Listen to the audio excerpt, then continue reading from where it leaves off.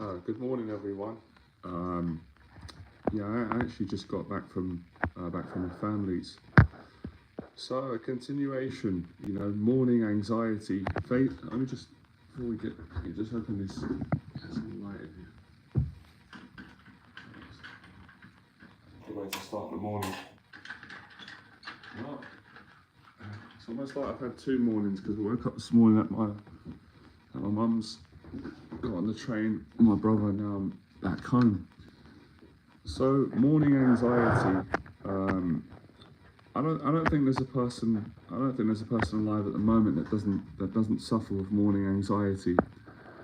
As a matter of fact, from my experience with coaching and mentoring people for 12 years now, and having a lot of therapy myself, and battling with my own anxieties, and just meeting a lot of people, doing a lot of research, watching podcasts, traveling to different parts of the world, having really been fortunate to have some great conversations, with friends, with family, with clients, a lot of people opening up about how difficult the mornings can be to them due to anxiety, and just hearing the conversations from day to day. When you go in coffee shops and you go to your regular coffee shop where I go to different coffee shops, you get to know people and you see the struggle that we all go through as human beings. So I just want to make a point of saying, I know it's hard for people sometimes.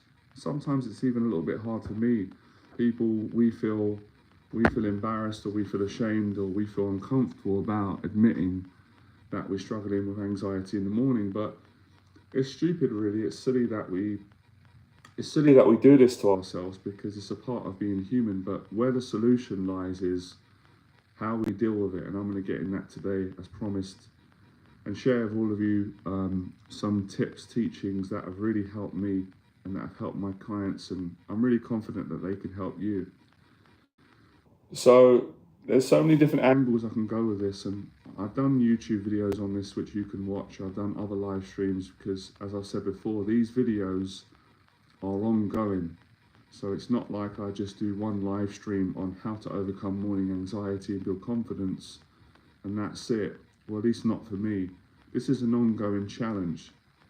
So I might deviate back to different times in my life just to illustrate certain points so I can help a lot of you. So hopefully you'll enjoy that style of conversation, and if you don't, then there's not much I can do about that. Let's see if we can get some questions going as well whilst we're going through. YouTube keeps changing the settings all the time. Where's the comment section here? Hold on. I want to make sure all of you can write questions if you want. That's always great. Can one of you just put a question just to make sure the chat's working? So let me just get some. Doesn't feel light enough in here. Seems a bit dark. Hold on.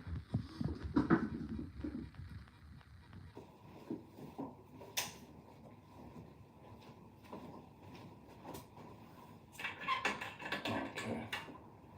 Oh, brilliant! Thank you. The chat's working. Always a relief. Right. Okay. So if you have been following my live streams, I really appreciate it. Subscribe to the channel if you're new. My name is Jonathan. My passion is helping people, helping them to face their fears, to open up about their anxieties, whatever they are, so they can get the help they need or relief, connection. And there's many other things that I do within mentoring. As I said, most of it is help and support. Give you some examples. So I've helped clients to start their own business from a position where they're in a job that they don't enjoy anymore, and they're scared, they're fearful about leaving a job, and then transitioning, really being brave, starting something new that they enjoy. So that's one of the things that my mentoring has done and can do, just to let you know. I've helped a lot of people who struggle with social anxiety, which was something that used to be debilitating for me until I got over that.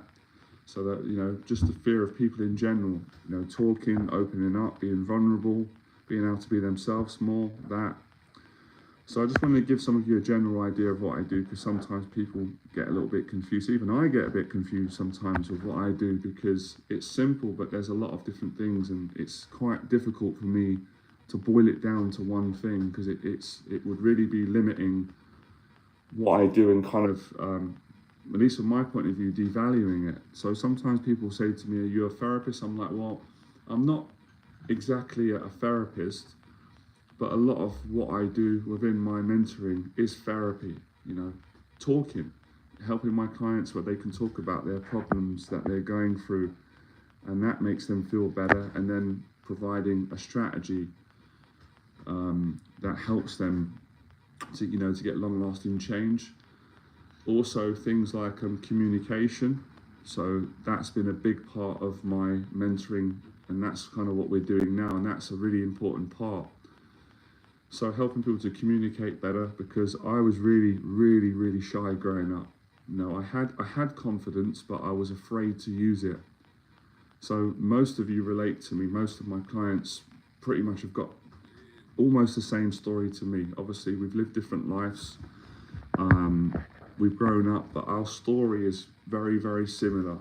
Our anxieties, most of them, obviously, we can never be 100% certain, but we're pretty sure most of the anxieties that I suffered, that affected me growing up, put me on this journey and you, was the result of being bullied at school and being bullied kind of around my area. And sometimes, at least for me, it might not have been factual, but feeling that I was sometimes even bullied, kind of with family, not all family members, at least it felt like that. But I definitely got bullied at school around my area, and in the workplace too. So a lot of bullying I underwent, which made me very shy and anxious and scared and sensitive. So I help people with that, and they all kind of tie in on one another. Now back to morning anxiety. Some of you might be asking, well, I'm guessing you may be saying, what's that got, all these things that you've just spoken about, what's that got to do with the morning? Like being shy, being afraid to communicate, being scared to go to work, being scared to... Well, it's got everything to do with it. It's got everything to do with what I've said and more. With all the things that I've spoken about, with what I do and what I enjoy doing. Because it all starts off with waking up in the morning. When I was younger, growing up, by the way, please get your questions in, right? Because I get on these rants. When I was growing up, when I was younger, I was petrified of mornings, because mornings for me were time to go to school, and I was always scared to go to school because I was always afraid that something bad was going to happen, or I was going to get bullied, and I was always like, oh, I don't know what the lesson's going to be today. I'd start worrying about it. What if I'm not smart enough, or what if everyone in class passes, or they understand the exam or a certain topic, and I'm the only one in the class and I look stupid. So I suffered with a lot of these fears and thoughts and intrusive thoughts and worries, and also, I just worried. I just was self-conscious about how I looked, how I came across. There were all anxieties that I had. So when I woke up in the morning, my mum used to get me ready for school. I'm sure a lot of you relate, get a clean shirt on. When I had more hair when I was younger, even though I'm better looking now, I think you might disagree. But my mum would be combing my hair, get me ready, and I would just be so nervous in my stomach. And I'd be begging my mum to stay after school. I'd do everything that I could to try and get my mum to let me off, and she couldn't always do it, obviously, because we'd be in trouble. Because the fear for me was debilitating. I felt sick with anxiety and worry, and I didn't like that feeling of fight or flight and worry. But obviously over time, and then as I got older, you toughen a bit more. You've got no choice, kind of. But I still struggle with it. It kind of haunted me in my 20s. I've spoken about this certain time in my life, when I heard Brez Brown, and I started to experience severe panic attacks. I don't know if they're called anxiety attacks now, but back when I was younger, we called them panic attacks, but I think it's the same thing. So I was suffering with these in my 20s when I lived in Fulham Broadway. I moved into my first place ever, and I couldn't cope with the stress of life, like money, bills, everything frightened me. And I used to just lay in bed all day. There were some periods where I wanted to get a job, I couldn't work. I couldn't do it, I just couldn't cope with stress and anxiety. So I had to get to a really bad place where, I used to have to call my mum up. say, Mum, I'm having a panic attack, please, I need someone to talk to, Mum will calm me down. Or so I went through the most extreme anxiety, especially in the mornings. And when I got to that point, I got to a point in my life, I said, you know what, I can't do this anymore, because I was starting to get suicidal thoughts and just really feeling trapped and alone. And I decided that I was going to start take action in every area of my life. And that's what I did in that period. And that's the solution. And we'll get into more of it today. And of course, it's easy to say that. Everybody knows that. It's like, well, how do you, when you wake up in the morning and you're frightened and you've got big doses of anxiety and you don't want to face the day, whether you've got to go to work, look, I understand, I've been there, whether you've got to go and do a job that you don't enjoy doing right now, and you've got challenges at work with the boss or people or the job itself, all those things are making you frightened when you wake up. I relate to that, I've been through that. Or whether you run your own business like me, and even though you enjoy it, it comes with lots of pressures and stresses and anxieties that you get hit with in the morning. Or whether you're unemployed at the moment, I've been there. And even though you don't have a job right now, you could be on benefits, medication, you could have gone through a divorce, you might have a period where you ain't got work right now. I've been through that, I relate to that. Nothing to be embarrassed about any of these situations, right? So whatever the case may be, whether you're working, you're not working, you've lost your job, you're unwell, or you've gone through a breakup, I've been through that too, or things were going really well and you've had a big financial loss, whatever the case may be, you wake up in the morning and you're like, I can't do it. I can't face the day. And then you want to go back to sleep, or you don't want to try and go to the gym, or try and do some meditation or therapy or praying or something that is going to give you a good confidence, basically, going to get you back to a good place and eventually get you over this morning anxiety, get some consistency going. So the solution is to take action on getting out of bed as quick as you can, and then, facing the day, if that makes sense, because it is psychological.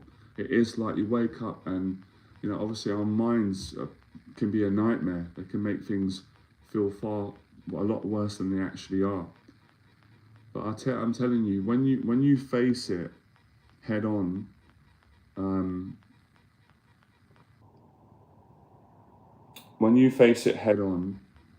you get stronger. And if you consistently do this, and I want to make a point of saying this to people, being consistent in anything in life, that does not mean being perfect, and that doesn't mean that you're always going to do it. It doesn't mean that.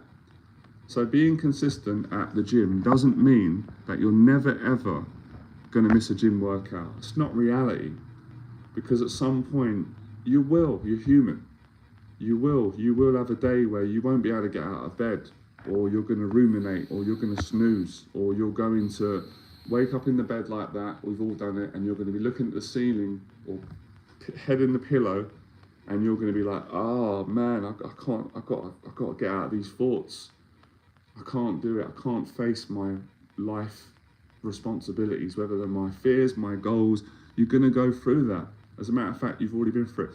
But if you can, forgive yourself, if that's the right word, and get back on it, you will get there, because it is a journey with getting over morning anxiety. And as I said, I hope people understand this in the way that I understand it and what I'm trying to get across.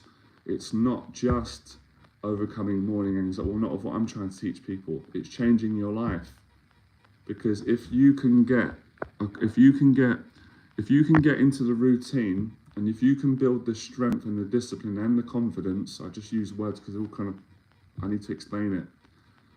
If you can get good at this, then you can do a lot of things in life. I'm telling you.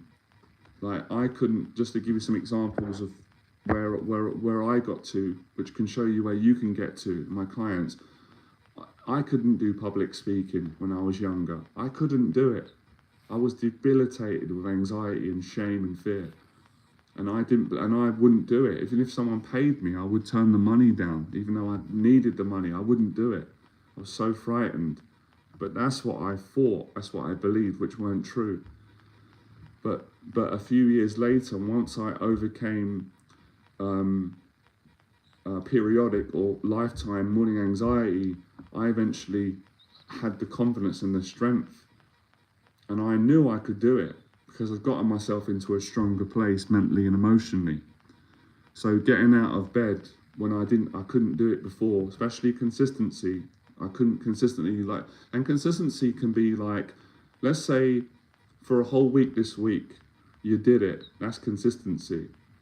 It's not always, in my point of view, what people are thinking. The way that the human mind works generally is when you say consistency, people will always, until they change this pattern, they will always project and compare to somebody else. You'll do it with me, or you'll do it with someone in your mind or someone on social media.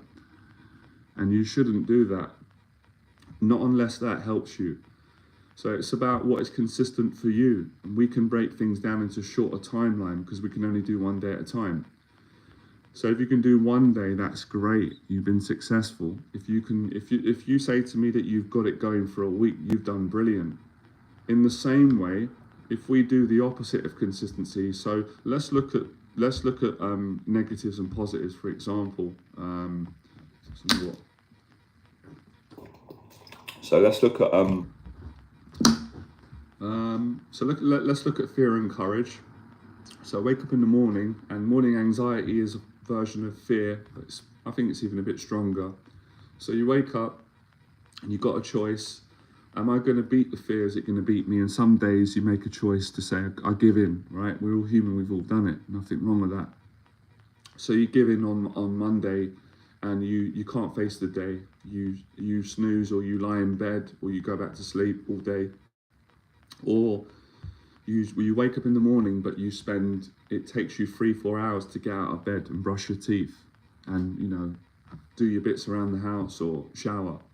So you waste a lot and in that time, obviously, you suffer, you do. It's kind of torture, stressful, it's hard for people. So you're not consistent that day on Monday. And on Tuesday, you do the same. But when Wednesday comes, you decide, no, I can't do this. And you get out of bed a bit quicker. You did it.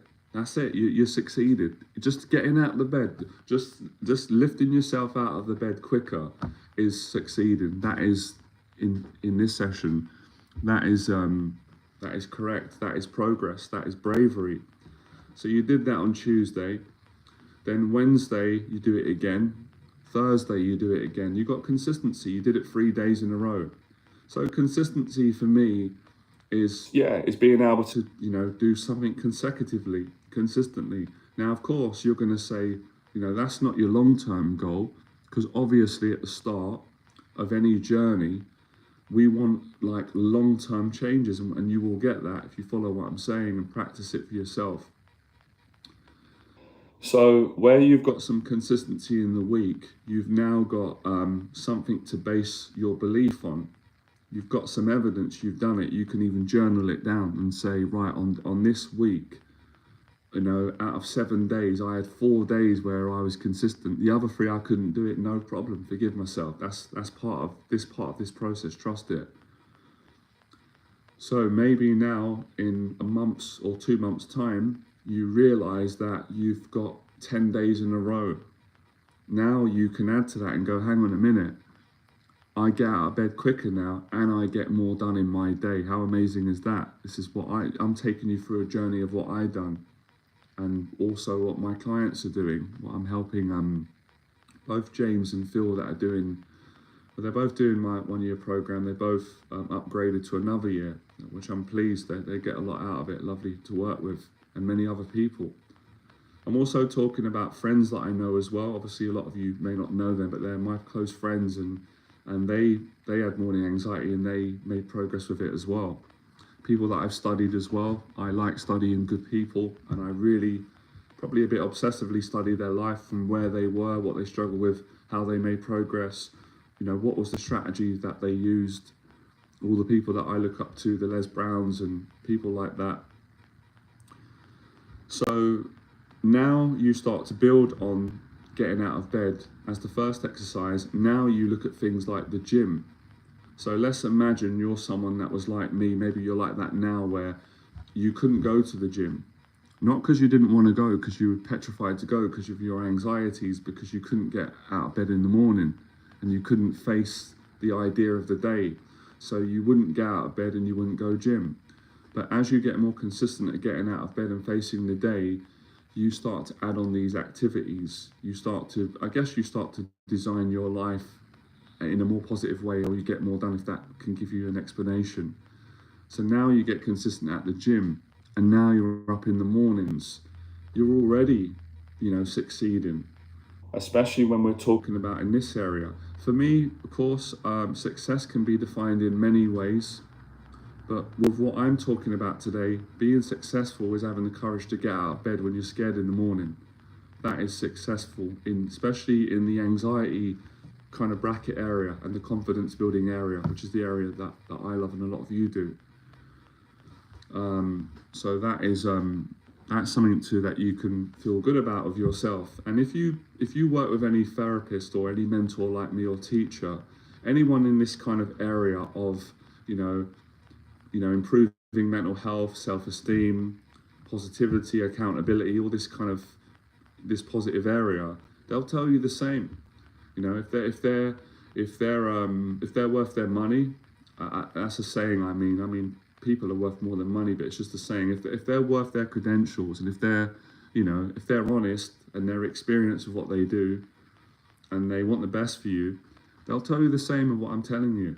And it's something that we should all tell ourselves. I did it this morning. I told myself, well done, because it wasn't easy for me getting up in the morning as well. I'm dealing with a lot of stresses at the moment, some personal stresses in my life, and of course the stresses that we all deal with. So as you get more consistent in the mornings and with the gym, then you build on that, and then you add in your work, your career. You start to get more done in your business, or you get more done at work, in all the areas of career. So I'm talking about for people that are unemployed right now and they want to look for work.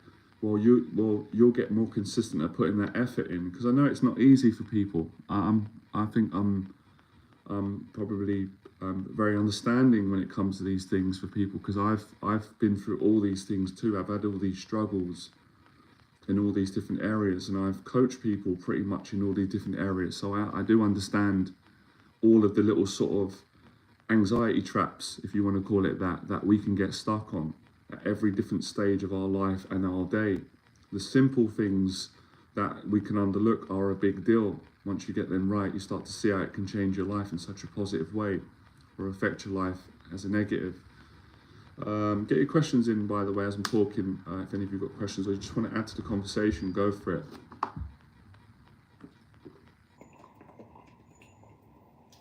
I guess so dehydrated doing these talks. Lovely.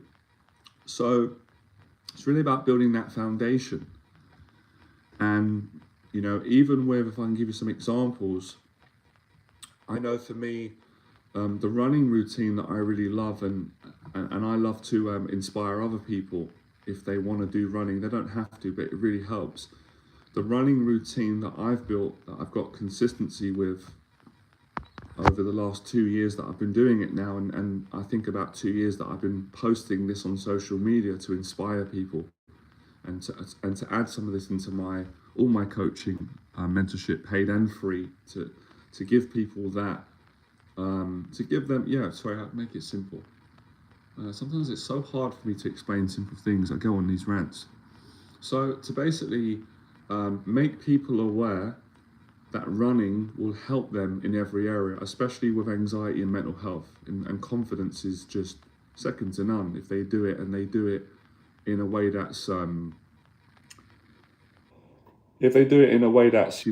easygoing and not judgmental, and they just take one step at a time, like with the morning anxiety practices. So the running's the same. I practiced it, probably safer for everyone in the morning, but there's a time I done it in the night, and I got into that routine. But in the morning, when you get up in the morning, it's the same sort of psychological process that you go through. It's scary, the idea of going running can be really, really daunting, especially if you're already dealing with a lot of anxiety and worry in the mornings. But once you get into a habit of waking up, pushing through that resistance, brushing your teeth, getting your shorts on and your trainers and your kit, and then leaving the house and beginning that run, it gets easier. In truth, maybe I'll do this in another video, it's actually, in most cases, and honestly, I've seen this through the 12 years I've been teaching and through the 40 years that I've been living and practicing these things and seeing, the results. In most cases, it's actually easier to take action. That's easier than it is to sit down and thinking about taking action. That's terrifying. It's the same for me. I get really, really worried, like all of you do. I'm an expert in this area of human. If I sit down and I start ruminating too deeply about anything, I get frightened, I get stressed out, and I start to think I can't do it. I start to talk myself out of it, because we're listening to that voice, which can be deadly. Let's not beat around the bush. If you keep listening to it and you give into it, or any sort of negative thoughts, or you just listen to your own doubt, or things that maybe someone might have said to you that you're still being affected by. So that's why it's good to break that pattern as quick as you can. Now, again, another video, you can get to a point where you can actually get good in that phase. That's something I'm practicing right now, and it's really challenging. I'm making some progress, and I want to help more of you with that as I get more progress in my own journey. And that is where you can get more relaxed, sitting down anywhere when your mind is anxious and frightened, and it's ruminating, and it's going around in circles. And I know a lot of you know this already, because you've got a lot of teachings out there where you can practice awareness, obviously, or maybe not to some. You can practice basically you can practice being able to calm down your own mind. I want to say it in more simple terms, because awareness is true. You start to become aware that obviously we're not our thoughts, but we get tricked into believing that we are at many times in our life, until I guess we get more experience, depending on how much you practice that. So you can get good at sitting with your anxiety and calming yourself down through meditation or prayer or self-awareness or journaling or thought watching, and not identifying with thoughts. You can make progress. But for most people, they're not able to do that. That's quite advanced. And of course, even if and obviously everyone can get advanced, it's practice and time, anyone can do that. I don't want people to think that I'm disputing that. You can. But obviously at some point we do live, most of us are living in a world where we have to take action. We got to get up, we got to shower, we've got to pay bills, we've got to go work, or we've got to look for a job, or we've got to meet with friends, or we live in a connective world. So we do have to take certain actions, and that makes us feel good. That's a wonderful thing. So there is a time to rest, there is a time to meditate, or be mindful, or pray, or surrender, relax. However you do that, wherever you do that, absolutely. But there is a balance, There is a balance of having to do things, and getting things done actually relaxes your mind anyway. I always find that really interesting. I don't think I've ever said that. I may have said this on this channel. I've definitely said it to clients or to myself at some point, that I learned on my journey that a lot of my anxieties were because I had a lot of energy. Maybe a lot of you relate. A lot of it is I still have it now. And I think that's the same for all of you, for everyone. Those of us that have got anxious minds, we've got a lot of energy. And anxiety, a lot of it, if not all, is energy that we need to put into a positive direction. So when you wake up in the morning and you've got a lot of fight or flight and morning anxiety, that's why teachers or therapists or experts like myself, or just, again, not everybody needs to be a coach or a teacher to know this. They don't. People will say, go for a walk in the park as taking action, or go walk your dogs, or go out and go see a friend, see family, or go and do some swimming, or clean your flat or apartment, because that's taking action. And when you do that, how do you feel after? You always feel better.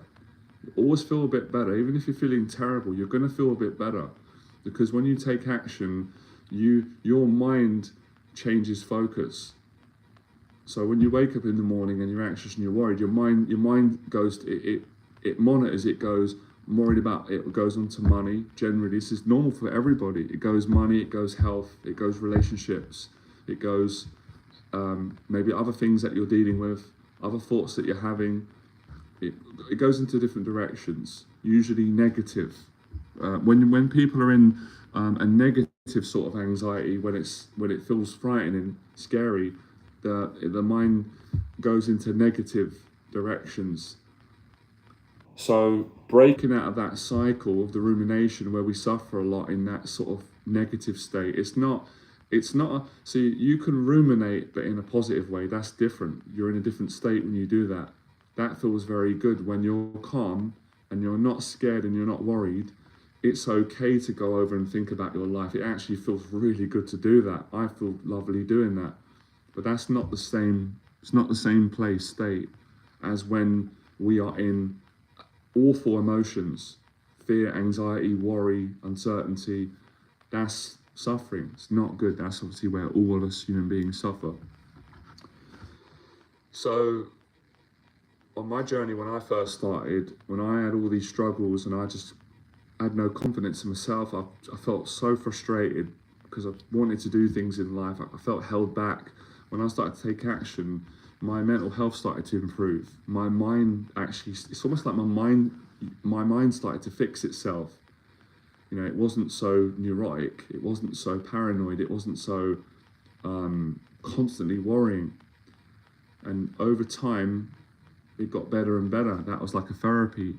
So there's a lot of healing, and there is a lot of confidence to be built, and discipline and gratitude and all those things.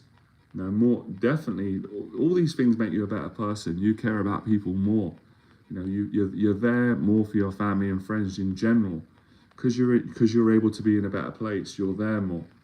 But it's hard to be there if you're up here and you're with the negative part of our anxieties, which is the part of our brain which worries, which is designed to keep us alive. It does a good job, but it overdoes it. It causes a lot of misery and suffering if we don't know how to get better at understanding our mind and putting these practices that are daily into place. So a lot covered there, but these are all the things that I learned on my journey and from teaching others. And it all started off from facing the fear of getting up in the morning and facing the day. Good to see all of you. So yeah, I like to really go into detail because I know that people are struggling with all these different things, and you know, whether it's one thing or another, it's all kind of the same. It's all about getting better at dealing with anxiety, because there's often this question. I like the question, again, probably another video, where people say, is it possible to completely get rid of anxiety? And I think the real answer to that question is no. No, and I think that question sometimes is well-meaning, and I say it too, but it comes from an anxious place, and it's, you know, you wouldn't be human, but it is possible to reduce anxiety massively, and it is possible to learn to live with it and not let it get control over you. And it's possible in areas, in periods, to completely overcome anxiety in certain situations, and of course. But you can't, whilst you're living and breathing and you're human, you cannot fully ridden yourself from anxiety. No one can do that. And if someone can, then I want to speak to them.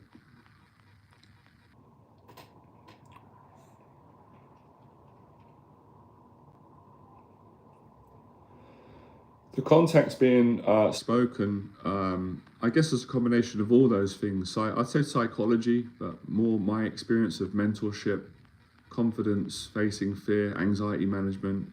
Again, I guess you could give it those names, and that's fine. So what was my point? Yeah, sometimes people say it loosely, which is fine. and I've said it, and it's, we say things in language, but sometimes we say them, they're like throwaway, like people said before, it's true, that people say things like, oh, I'm so OCD, I have to get things in order, and it's like, someone who doesn't have OCD, that's not really OCD, but that's just kind of a saying that we throw around, which I understand. So when people say things like, I'm going to help you to completely overcome anxiety, it's a bit inaccurate, it's not true. But they can help you to, overcome your anxieties, because people have got certain anxieties in their life. Like some people are anxious about doing a live stream. I'm not anxious about doing live streams because I've been doing them a long time and I enjoy it, and it doesn't make me anxious anymore. So in that explanation, yes, there are certain anxieties that you can overcome completely if you practice long enough. But to say I'm never going to experience anxiety isn't true, because I experience anxiety every day like all of you do. And some days it's stronger, some days it's lesser. But I have the experience of how to deal with it better, and that's the difference. So really, the real solution, the long-term solution is anxiety is getting better at dealing with it. And it's management. That's what management is about. Getting better at dealing with people, with emotions, with thoughts, with life. So it's all like, it's all responsibility. It's almost like, I guess, being a parent, it's managing. But you're not going to get to a point in this life where your body's never going to produce anxiety or fight or flight, because our brain is designed, we've got a part of our brain that is designed to give us anxiety, to keep us alive and to protect us from threats and to give us signals to let us know. But most of the time our brain is giving us signals when we don't need it to, when there isn't any threat, when there's no tiger or bear or great white shark that could potentially eat us up, make us lunch. Sometimes it is, but these are perceived threats. So when you understand that can make things make sense a bit more.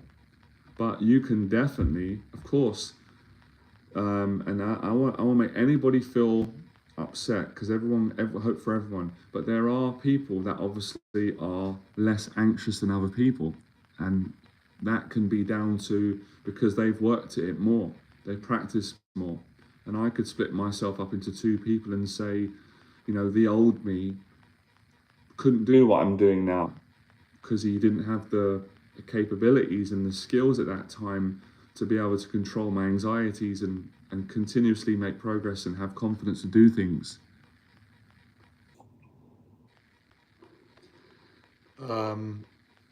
Vijaya says, understanding anxiety is by facing what causes you to feel that emotion. You're absolutely. Like by breaking the wall of anxiety, you have a chance of reconstructing your mind to more resilient. Excellent. I love it. You couldn't have said it any better. Thanks for commenting on that. You're right. Well, you said it. Couldn't have said it any more better than how you said it. V, well done. That's correct. Thanks for that. And that's it. So it's good to have the understanding. Intensified. Thank you. I just want to say, I really if you're getting a lot of value from this, I really appreciate all of you. I've always appreciate these calls, these chats, these mentoring sessions. Subscribe to the channel.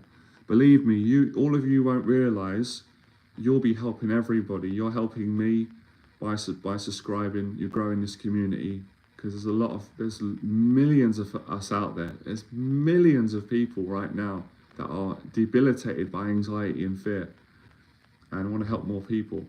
Fantastic that this live came up for me right now. I've been suffering from panic attacks for 3 years now. I got stuck at home. I didn't leave the bed for about 3 years. Man, I totally understand. I was saying it earlier. Believe me, all of you, right? And I get it. I'm not going to do it now, but I could cry every day. I got so much compassion for people, especially people that suffer with debilitating anxiety and anxiety attacks, because throughout most of my life, I've suffered with it as well. And that's why I got into coaching and mentoring other people. I enjoy it anyway. I've always enjoyed helping people and, you know, building people's confidence up. I enjoyed doing that when I was a kid at school. There's a little bit of contradiction in it because I struggled with my own anxieties and I had a lot of insecurities, but I still did it anyway, and I'll get to that. So I can relate. But, you know, with your situation intensified and so many people that are going through what you're going through, you can overcome this. Believe me, you can do this. But it isn't easy. I just want to make a point of saying, we're not saying this is easy. It's not easy. Listen, it's easy for someone who's overcome it, right? So I could say that, or it's easy for someone, you know, because you do get some people, right? I'm going to make a point of saying this. Some people will say, and I get it, it used to upset me, but it doesn't anymore. It used to trigger me a bit. And again, obviously, we're all learning, right? None of us are perfect. It used to upset me when people would say, oh, I don't have anxiety, I don't have anything. I'd be like, what? Like, you know, so you don't get any anxiety.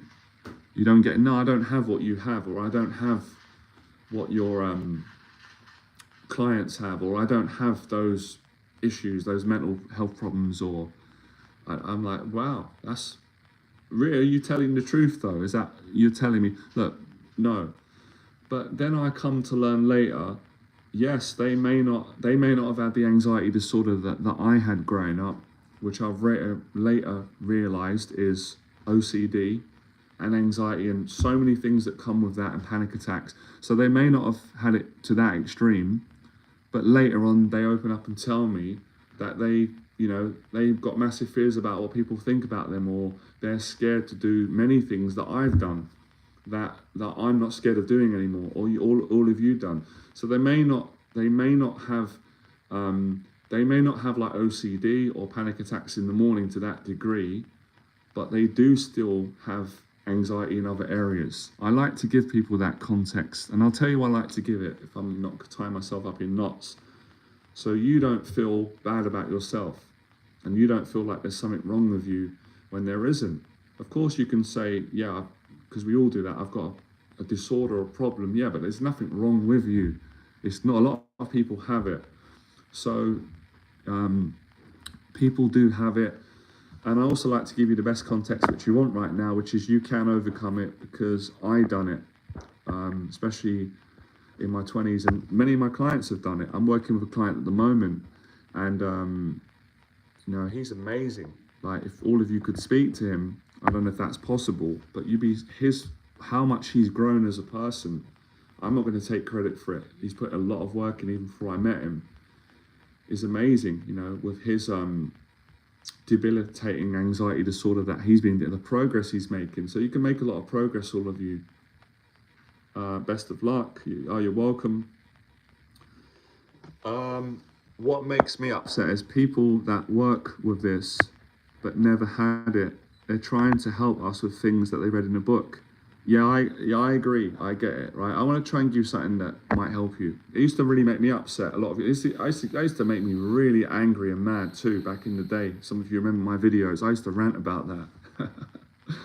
I'm calming down now. I'm a bit older. I'm, you know, forgiving a bit more and learning as to how annoying that can be. But look, I think if people are doing it from a good place, then you know, God bless them. I don't think there's anything wrong with that. But when people do it from arrogance, and they're trying to be smug, or they're trying to, you know, basically they're being too egotistical, that's not going to help anybody, right? I guess that's where we need to, maybe I need to explain, learning to, and that's another anxiety, not take things so personal. Because people did it to me growing up, they've done it to you. They'd be like, oh, Jonathan, you know, if you've got anxieties, or, you know, if you feel shy, or you don't think you're good enough to get a girlfriend, or you're not confident, or you've never traveled, do this and it'll give you some confidence. You can do it. And I'll be like, you know what? You know, I may look stupid, and we can all be stupid at times. And I guess many times in my life I felt stupid, but I'm not that stupid. Like, you're not giving me advice from a good place. It's kind of nasty. It's kind of attacking me. It's making me feel worse, actually. and you're not living it. You've not done it. So I can't believe what you're saying. You're telling me to believe in myself, and you're telling me certain things to do that are going to give me confidence in my life, but you're not living a positive life, and I can see that. So I can't really, and you're giving me sort of a hatred behind it. So I'm gonna have to decline that. And you've never, you know, you've just read books. You've never gone out and done it. So I'm gonna just appreciate what you said. I'm gonna refuse to take on what you're giving me, because we've all got a right to say no, thank you. And I'm gonna go and listen to someone who does care about me, who is honest with what they're saying, and they have lived it. And none of us are perfect, but there's a big difference, as you said, between someone who knows what they're talking about, speaks from experience, and can give you something that's going to get you results. Good to see you, Timmy, bright and early. But I think all of us, me included, we do have to work on trying to be a bit more forgiving with people, right? Because we're all a work in progress, and if we get too angry about that, we don't want that to ruin our life and day. But that's taken me 10 years to heal from that and not get so triggered and angry and disappointed with people and frustrated when people give advice that they've never taken themselves, or they're given it from a patronizing place, like to feel that they've got control over you, and it's an ego thing, right? So you learn. In actual fact, later on you realize that they can help you, those people, and it can make you go, we're going a bit deeper here, let's do it. Sometimes we can be brave and go, well, hang on a minute, have I ever done that to someone? And if we're really honest, at some point, we've all done that. I've done that. I can't think of it now, but at some point we've done it. But I know some of us do it less than others. And I grew up and I had friends that did that, and it used to really annoy me.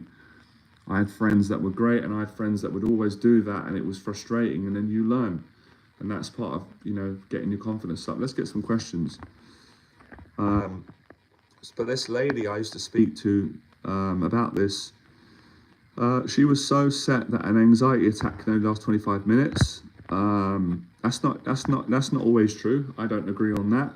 That's not true, actually, because I had a friend. I've had anxiety attacks that have lasted for 2-3 hours. Obviously, the intensity might have calmed down, and friends that have been through it. So that's not always true. And she said, okay. As a person feels like shit 24/7, she said, again, it's not possible. That's where, again, you got to be mindful on what people tell you, and take advice from you know what to do, right? All of you take advice from people that you trust if it works. That's the simple thing I can say to anyone. That's what I do. I'm in therapy at the moment for some things I'm working on, OCD related, and I'm a teacher too. I help people, but I need therapy too. We're all human. We need help at times. So listen to people who you trust. Listen to people that are sincere. And you know that, right? Look, sometimes we don't know, right? Obviously, there's times where we've got to give people a chance. And we've all been there. And we go, well, this person sounds like let's give them a shot. Let's try what they said. And we try it and we go, well, I tried it and it didn't work. What they said, or let's at least try it a few times. Or maybe we say, well, when the person's giving me advice, when I'm around them, it don't make me feel very good, or it makes me feel worse, or I feel like they're not coming from a good place. So I'm actually gonna put a stop to it. But when I go to this person over here and I take advice from them, I really trust them, and it works, and it feels correct, and I'm getting better results. Get advice from them.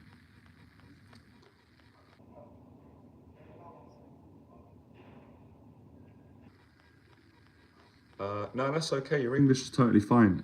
Swedish, I'm easy going. I've been teaching now for over 12 years, so none of you be embarrassed. I'm used to mentoring people from different parts of the world, and people commenting. So that's all good.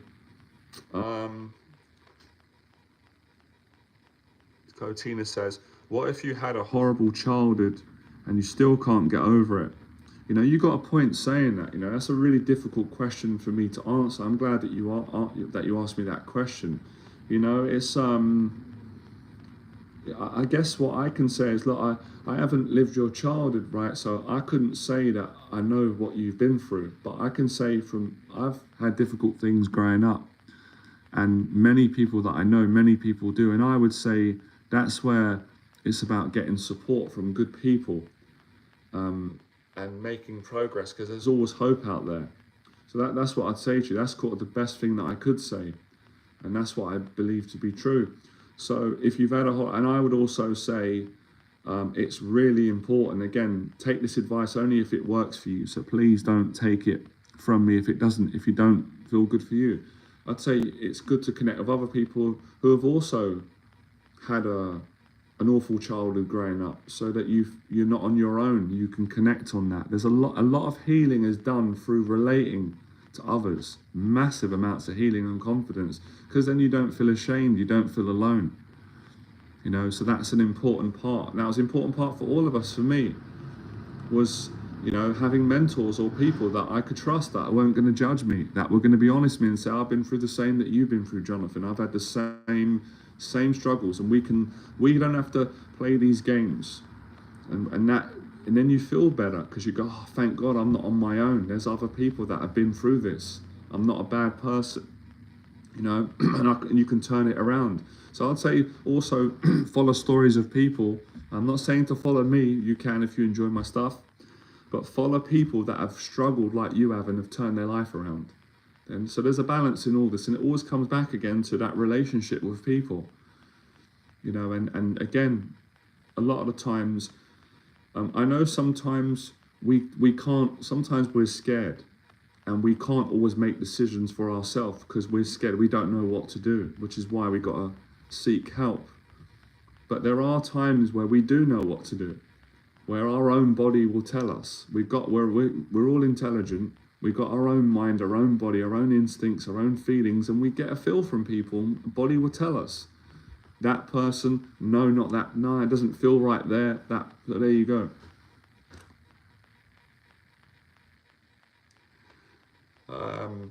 What I've learned from my own experience is to speak about it. I have so many friends that opened up to me. That's great. That's a saving grace about the problem, feelings that they've been having. So don't be afraid to speak out. I'm glad. I couldn't have said it any better. You know, thanks for sharing it. All of you, I said it, helping one another, having a community to talk about it.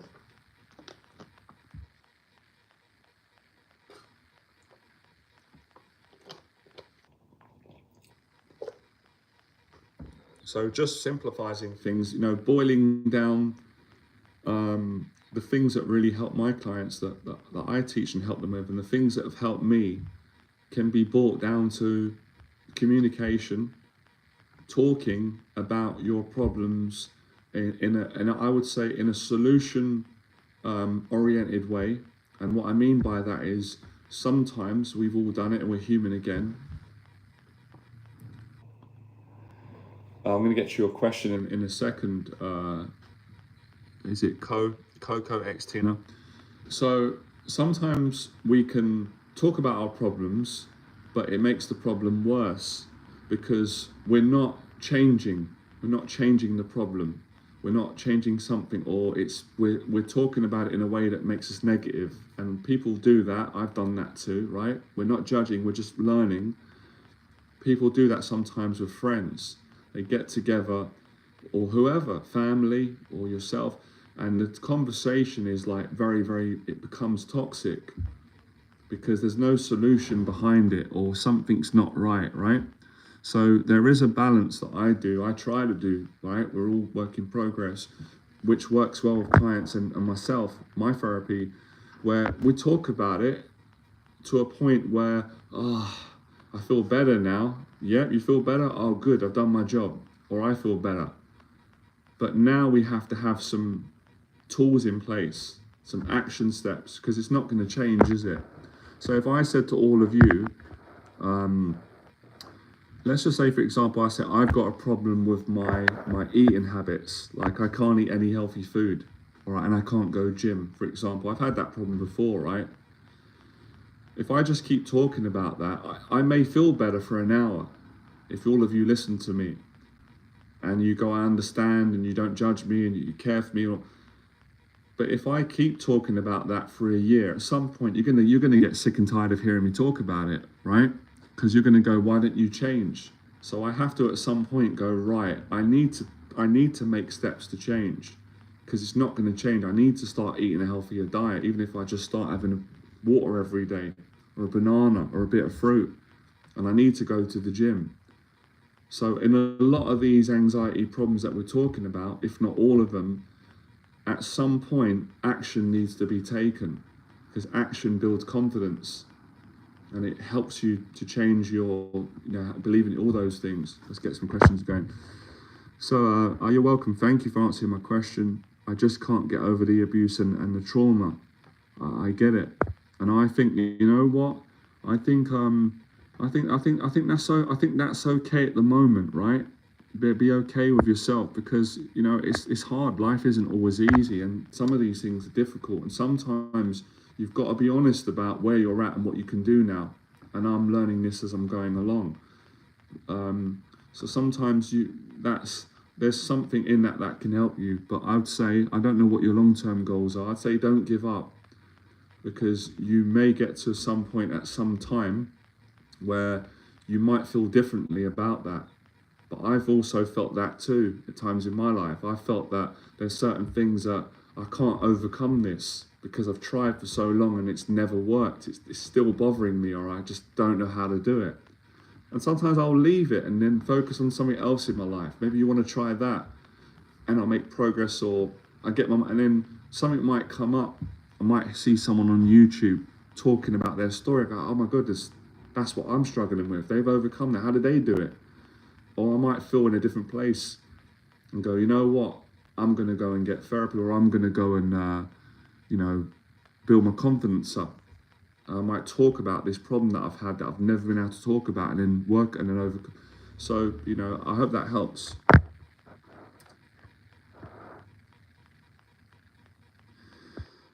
So what do you mean?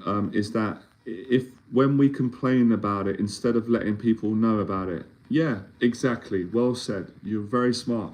Exactly. So look, there is a difference between opening up, which is so important for people to do, and I encourage more people to do that. If you've got a problem, you've got to talk about it, because a problem that is kept a secret or bottled up, it can be death. I want to be honest. I want to be straight to the point. It can end in a bad way for people. So by all means, if you've got a major problem, then you really want to talk to someone that you trust about it to get it off your chest. That's such a helpful thing, and I think we know that from when we're younger, right? Just our instincts. I'm on a bit of a rant today. So when we're younger, and I was younger. I'm still young now, but I'm not as young as I used to be, clearly. But when I was younger, I didn't know what a therapist was. I never heard of it. I didn't know what a therapist was, a psychiatrist. I knew what a teacher. I didn't need to know what that was. Someone didn't need to come and tell me, oh, by the way, Intensified or COX Tina or Jonathan, if you've got a problem, you need to talk about it, because if you don't, it's going to cause you mental health problems, or it's going to make you depressed. No one needed to tell me that. I knew that from when I was a child. Instincts told me that, and I did that anyway. And kids know that. So we know that. Our body tells us that. So let's not, what I'm saying is, let's not make things any more complicated than they need to be.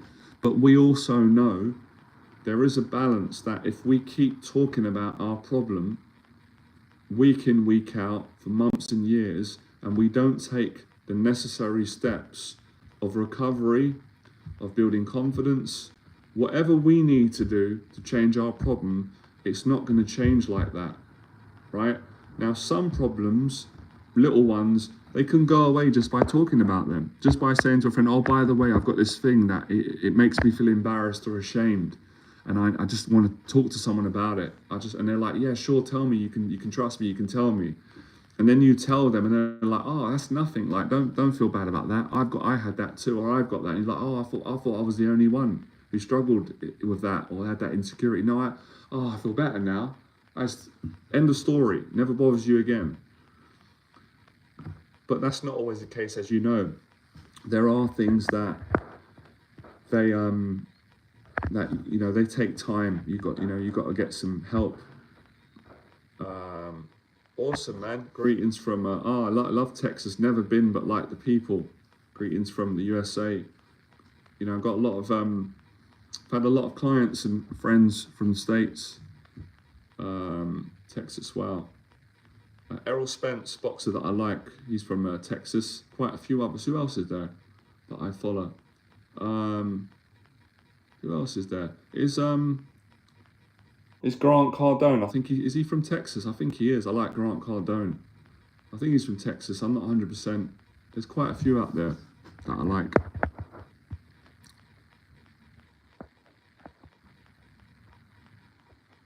So yeah, just to give an example of that, if you are struggling with morning anxiety and you phone your friend up, which is fine, or you phone your mum or whoever, and you talk to them about it to get some help, relief, that's great. But if you keep doing that for 20 years, right, but you don't actually work on getting out of bed, then you won't make the progress that you deserve, because you're just talking about the problem, but you're not actually taking steps to change the problem.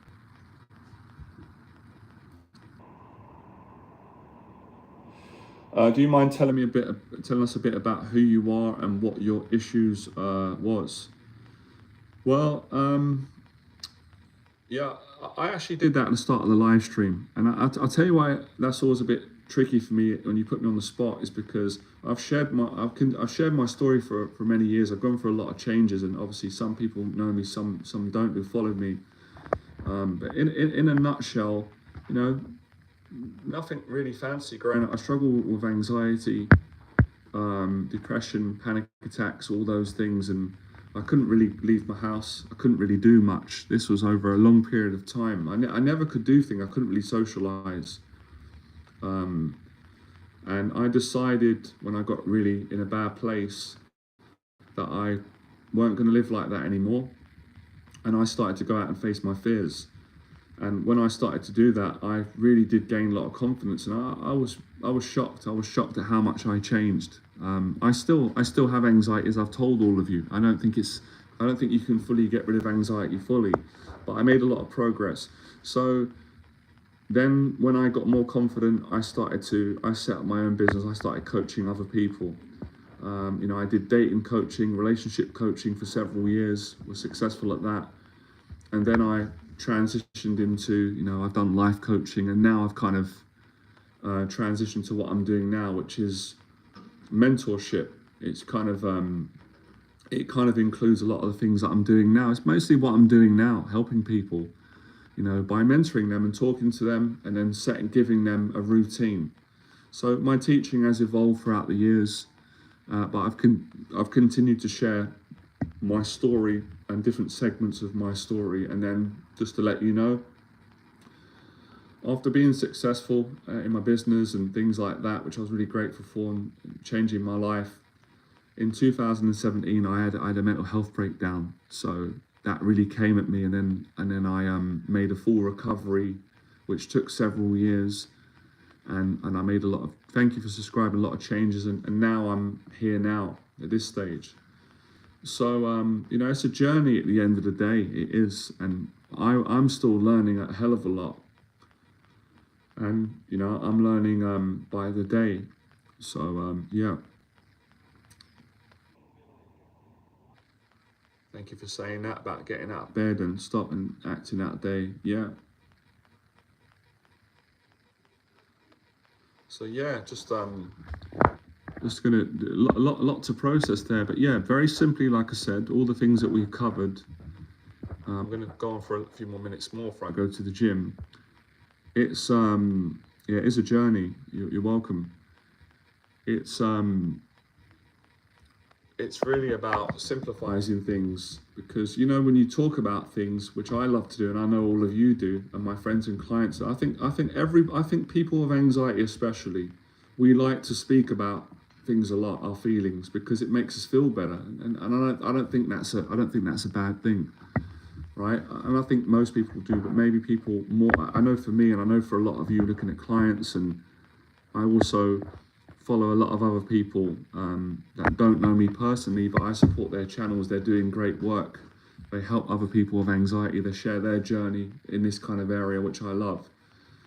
And we like to talk about these things because, you know, growing up, maybe we weren't able to talk. We got bullied, we got shut down, we got made to feel not good enough. And when we talk, we feel better. It's good for your mind, and, you know, you can connect with people. So it's important to do that. But within all the things I've said, it's about simplifying the actual action steps. And the simple practice for everybody today and onwards is, when you wake up, just try and get out of bed as quick as you can. Try your best to not ruminate in bed, and then build from there every day, and try and get as much done in your day, because that's why I wrote on this title. It's not just the fear of, it is the anxiety in the morning, but the sort of psychological fear is, I'm scared of the day. And again, it's like I have to keep expecting. There's nothing to be embarrassed about that, because we all feel that, even if people, whatever stage you're at. I get that as well. I get that. I get those days, and wouldn't do this in a big-headed way, but I can say in a way that gives factually, you know, I overcame so many fears and anxieties, and succeeded and did things that I didn't think I could ever do, never could do, and I felt people to do the same, and people have helped me to do the same. But it doesn't take away the fact that you don't stop being human, and we've all got different things in our life that trigger us, and we've got things that we worry about, we care about, and things can change, as I said, for the better, for the worse. So I go through this as well. I don't speak from someone who just you know, is perfect and doesn't have any anxieties and doesn't have any issues. I don't think that's ever going to be the case, but just to make people understand that. Right, questions. To be honest, the journey is for sure worth it, definitely. We get stronger in a different way from normal people, 100%. We know the struggle, we do. You're right, well said, man, appreciate that. Last time I almost recovered, I felt so good, was fully active, etc. 100%, feels great when you get to those places of recovery. I suffered in silence for so long, but when I became a parent, that's when I started to speak out. That's brilliant, man. That's amazing. Listen, I know as a fellow sufferer, it takes a lot of courage to speak out about your anxieties and the things that come with that. There's usually, you know, there's other details. As I said, there's different anxiety. It really does. It takes courage for everybody at any age. It really does. So we should all feel good about that.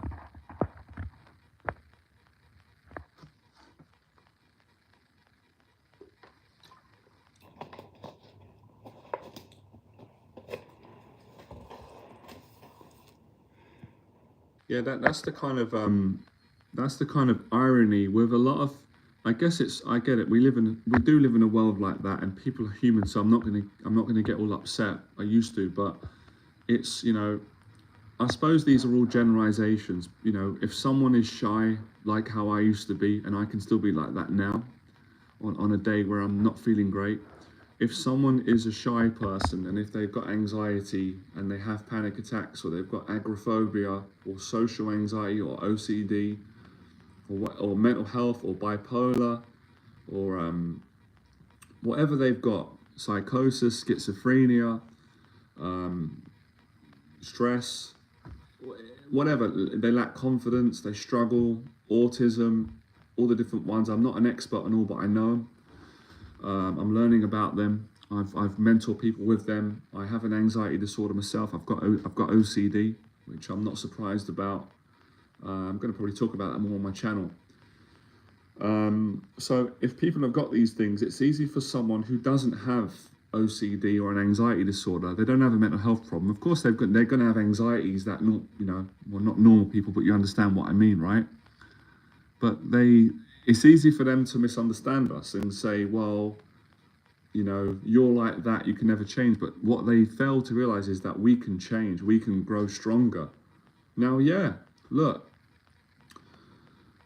some of the things we have, we may, and don't quote me on this, right? Because I'm a huge believer in we can overcome anything. I've always had that mindset in me, even with all my anxieties. I have that from my faith. I believe that, but I'm also acceptant to reality that there may be some anxieties that we got to live with for the rest of our life. But the good news is, we can learn to live with whatever disorder we've got and become the best version of ourselves and do things that most people would think we can't do that. So I've got loads of friends, and one of them I've got friends that have built a successful business. They're amazing people, and they help people. They do public talks, they do amazing things, and they've got a mental health problem. And obviously, we're just saying, we're not comparing, but there's some people who they don't have a mental health problem, but they don't have the confidence, and I get they don't have the courage to start a business, right? We're not judging, but we're just putting things into perspective. I'm kind of standing up for all of us. So it's that always makes me feel really good for all of you, for everyone. It made me feel good for myself for starting out. Mine came back one day at the gym. I felt a little bit strange, and all of a sudden, the worst head spin over and back to bed. It's good. You've got a good sense of humor. If you can laugh, then you're recovered. I'm trying to laugh, get the tension out of my face. Recovery is humor. Yeah, me too. I've always you know, that's you know, truth be known, we forget this. I do. I would say everybody. I'm gonna say it. Pretty much everybody that you follow online, someone that you look up to, right? Someone that you like, whether it's in your childhood, it's now, a movie, a real person, someone that you look up to and you go, they're amazing. Like, I love them. How do they do what they do? Or I support them, or they help me, or I wish I could do what they could do. Or maybe you look at them and say, wow, they seem perfect. Their life seems perfect. My life's a disaster. I've got all these issues. I wish I could be like them. You're wrong.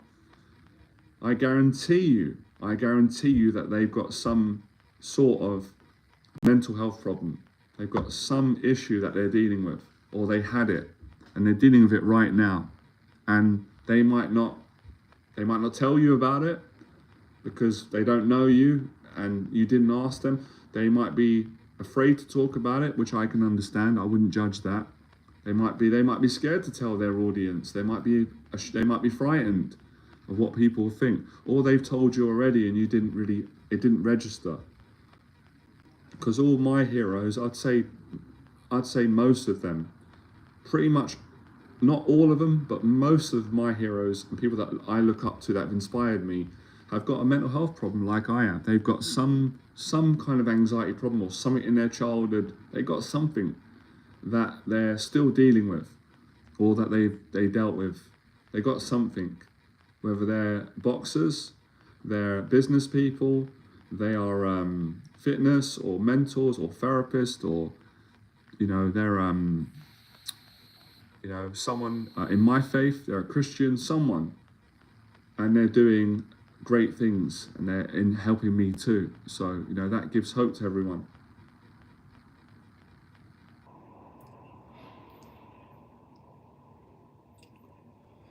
But obviously, you've got to put the work in. You know, you've got to you've got to work at these things and just do it at a pace that you can handle, and not compare yourself to other people.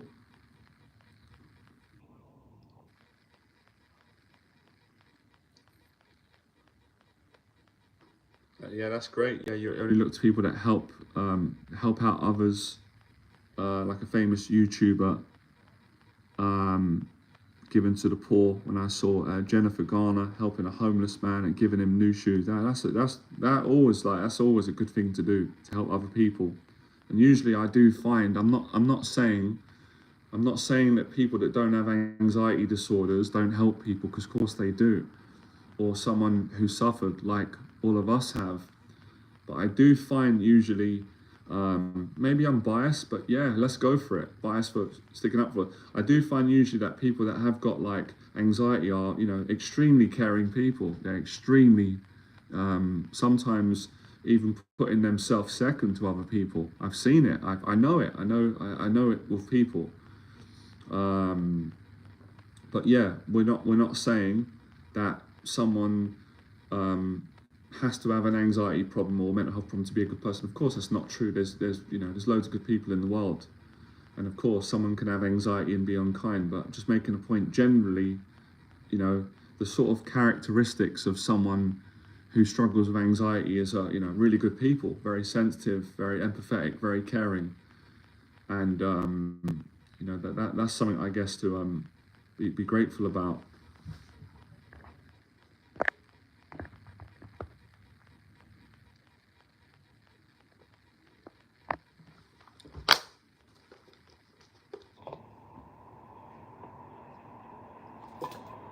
I really want to do. I keep saying it, and I did start it, but distractions have got in the way of my. I want to do an event. I actually want to do an in-person event. I used to do a lot of these before because everyone would get a lot of value from it. Coming to an event in person and being able to, I could help people. I could do a mentoring group, and you could connect. Good to see you, Shaham Goldberg. Good morning. Time to crush it. Great to see you. How are you getting on? How are you doing?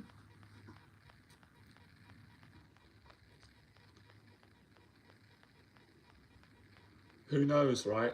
I'm not going to put too much pressure on myself, and all of you shouldn't.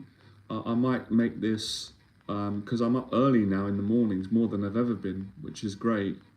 And the clients that I work with are in the day. I don't know why I'm giggling when I say that. I got a little thought in my head, probably from when I was younger, from making jokes to my mum about sleeping in bed all day, being lazy. But I'm just kidding. So yeah.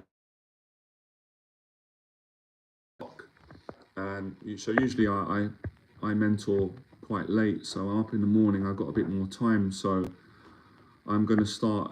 Well, I have done it, but I'm going to try and make a commitment, right? Hopefully, doing these, having a morning anxiety discussion, what we're doing now, because it's helping a lot of people, and it's also helping me. And I've always got a. This is good to get out. I'm doing what all introverts do. I've got to keep my mental health as best as I can so I can help more of you and make a bigger impact. That's what I love to, that's what I want to do, right? And that's a good thing. So yeah, to any of you teachers out there that are on this stream who help other people, please believe me, I've been there, right? I'm a teacher as well. It's okay for you to get help as well. We're all human. Don't be embarrassed, don't be ashamed.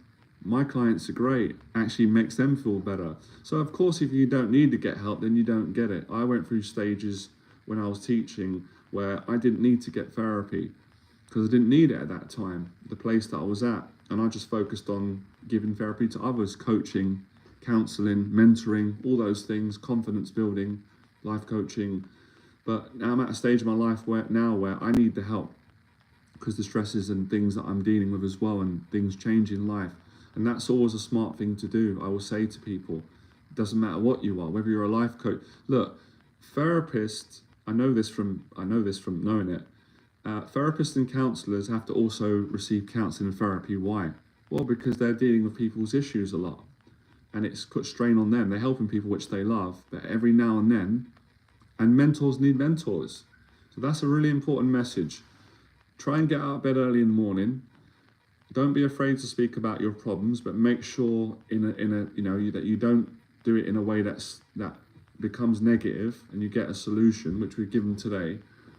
And seek support and help when you need it, because it will keep you strong. Tyson Fury says the same. We've got the same mental health disorder I've got. He's got OCD. I think he's also got bipolar. I don't think I've got that, but you never know. I wouldn't be surprised if I did. And he always says it, he has a team around him. He has help, because it keeps you strong when you've got help.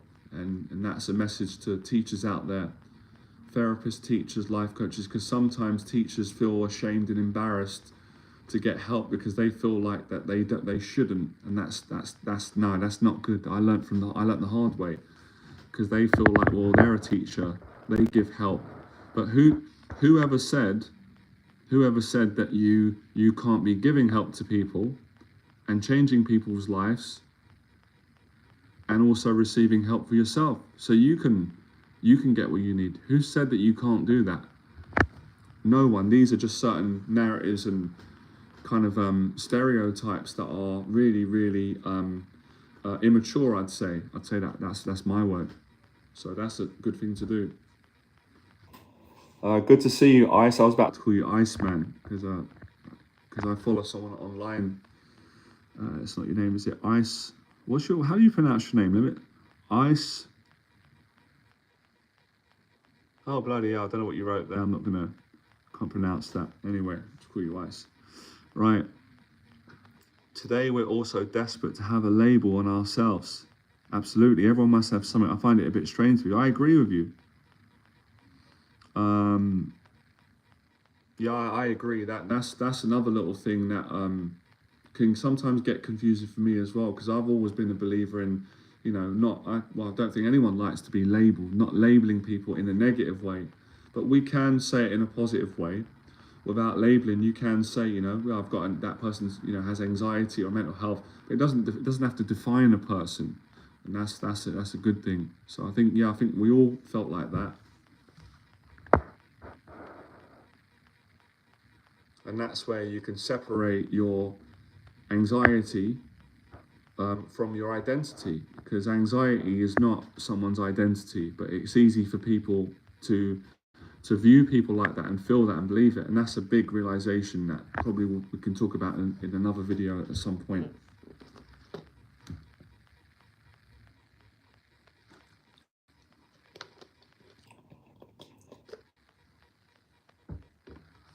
Well, that's a bit like when you're younger and people say things like, oh, you're dumb, or you're stupid, or you're not good enough, or, all those things that were said to us, or you're not attractive.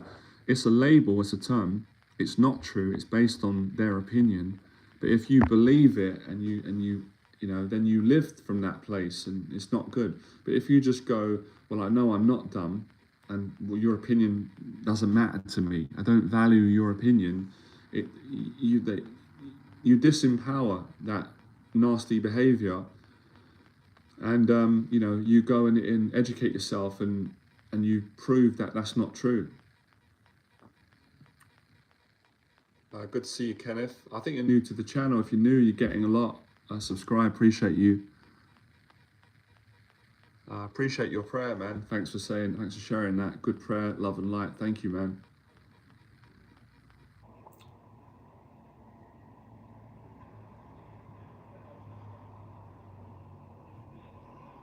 Yeah, that's it. I'm not going to let my label control my life, and it's not going to be an excuse for doing some stuff. Absolutely, man.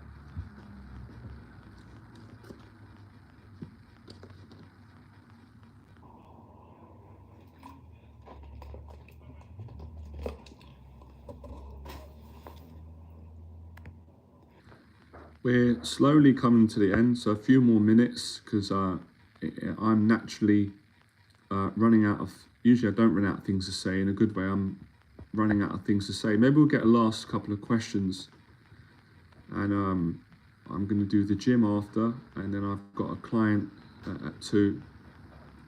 Good to see you, Lazy Beats. But yeah, we covered a lot today. Another really good stream that I didn't expect. And as I said, I'm going to try and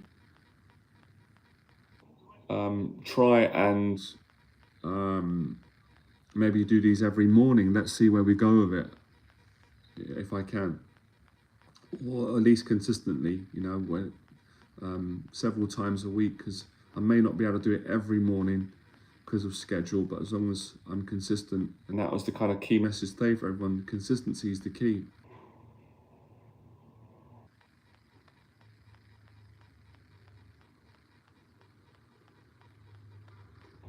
Yeah, I understand that feeling. Well, I've experienced that. I think we've all experienced that. Unfortunately, the way that you was treated at home made you feel that you wasn't good enough for anything. But as you got older You have to seek your own self-worth and tell yourself you deserve a better life, and that's totally true.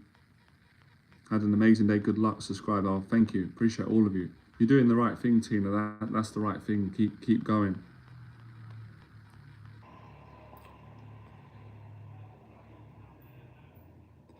Yeah, well, we'll end it there. I think it's come to a good end, and I appreciate all of you coming on. Subscribe, like. I am going to do more long YouTube videos. I've had a bit of a break from them, and I'll have more events coming up. And as always, if anybody is interested in booking a mentoring session, I do mentoring sessions on Zoom. I do work with committed clients in person when I've got space, if it's the right client committed. But for now, I'll be doing probably more calls online. And I'm just rebuilding my business at the moment, making a lot of changes with stuff. So I'll let all of you know about events. But good luck from today. Thanks for coming on. All of you did a great job. Appreciate the effort, and good luck with making progress. All right. I'll speak to all of you soon. Have an awesome day. Bye.